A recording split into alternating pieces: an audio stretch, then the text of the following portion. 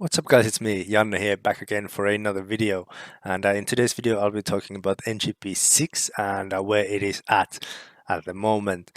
And more of a talking video than a driving video, but yeah, I've done a bit of a driving video as well about NGP6, telling you guys how it feels compared to NGP5, but it was very early and on the NGP6 lifespan, and also it was still in public beta, but now it has been officially released, so it's going to differ from it a bit, but the basic principles are still the same.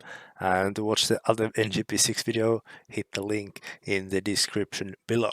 But yeah, as this is going to be more of a talking video, I'll minimize myself to the bottom right corner, so those that are in desperate need to see my beautiful handsome face, they can still see it, but mostly on the screen there will be some NGP6 replay footage, so it will be maybe interesting for someone who's not that interested about my face as well.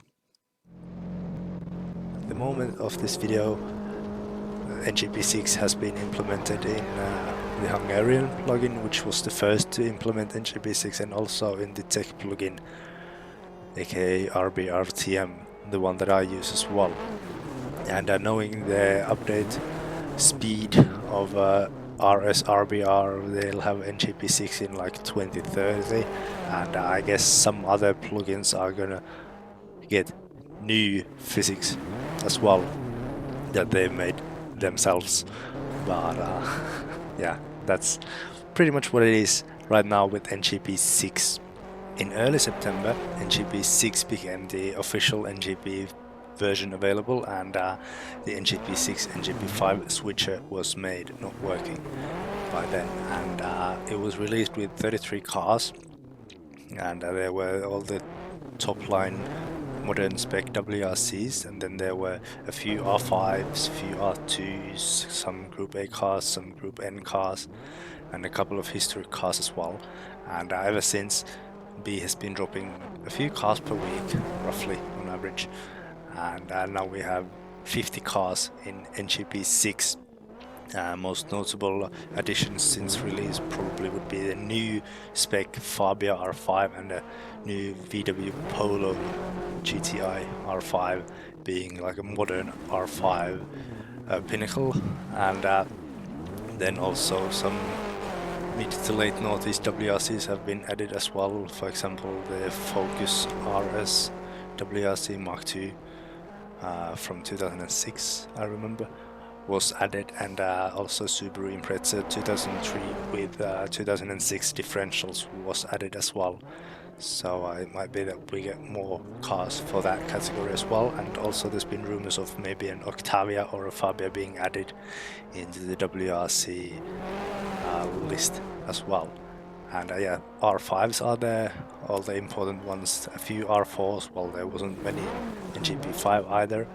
R3s and R2s are there as well, and R1 category. So basically you could host already a modern championship with the NGP6 iteration, but where it's still currently lacking is the older historic cars. There are just a few cars per category, not much yet, but some still, like only Group 2 car is the forever best car ever, Fiat 126, and in Group B there's only the Group B Porsche, and then there's the Lada VFTS, and so on. Group A has like 4 or 5 cars maybe, and so on. So more historical classes are still very thin, but I have nothing but trust in Worker B so that he'll overcome those lack of cars eventually. But yeah, it takes time to provide more cars, but I've got no question about it that it wouldn't be as good car selection wise in NGP6 as it was in NGP5 as well. Also, for example, this Renault 5 Turbo Group A car was added to NGP6, meaning that we might get some other cars as well that were not in NGP5 but were here before. So I hope there's something that begins with a V and ends with an Olivo. and yeah, the possibilities are endless, and no one really knows apart from B himself.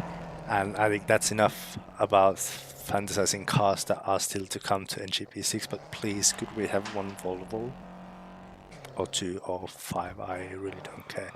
I wouldn't even mind if we got to the Gran Turismo 4 Nissan Skyline levels with different Volvos. But yeah, I asked B that what makes NGP6 different from NGP5, and he said that mostly it is the tire and surface, how they perform together, and that, and then brake development.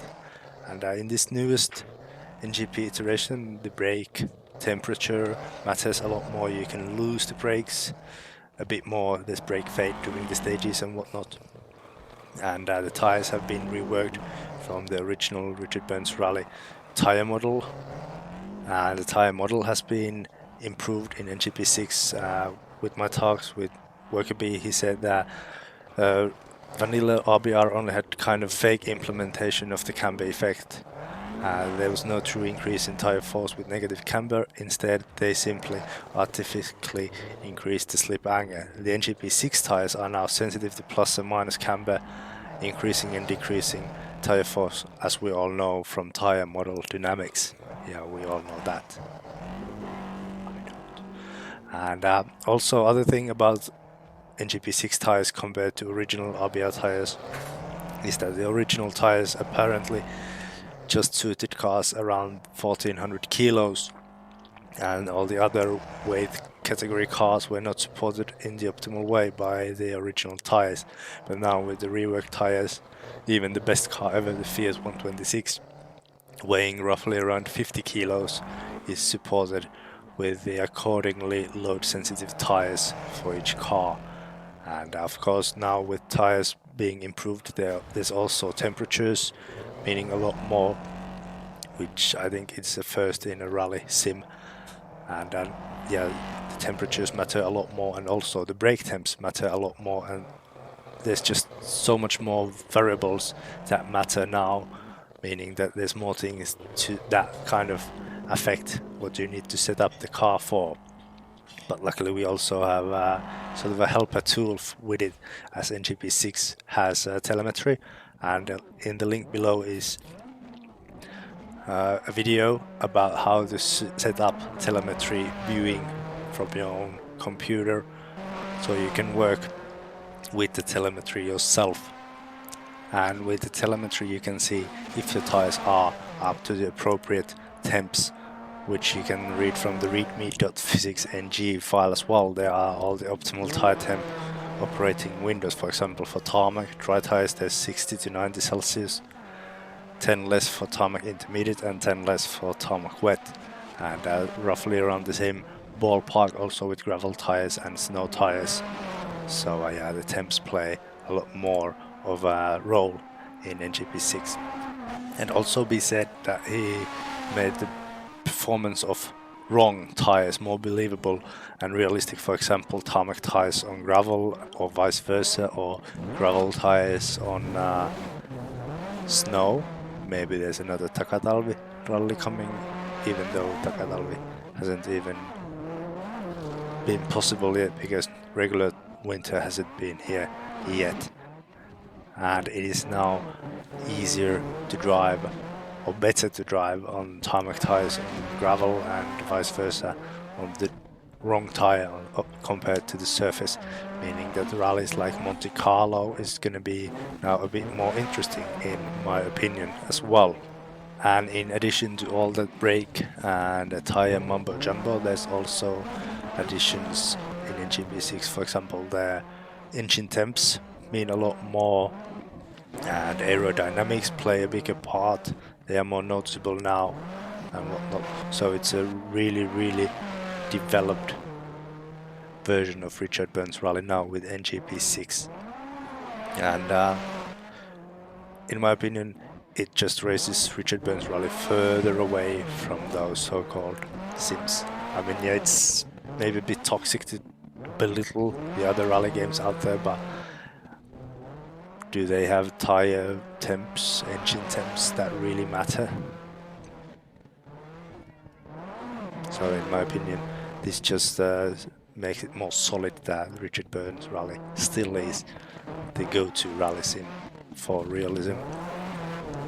And as I said before, the car list is quite thin if you are a fan of older cars, meaning that if you still have NGP5, as I said before, the car list is quite thin if you are a fan of older cars, meaning that if you still have NGP5 installed and you love those Group B cars, Group 4 cars, even Group 2 cars, maybe you should still stick to NGP5 or at least have two different installs, one with NGP5 and one with NGP6, so you can switch between your favorite cars and modern cars and whatnot.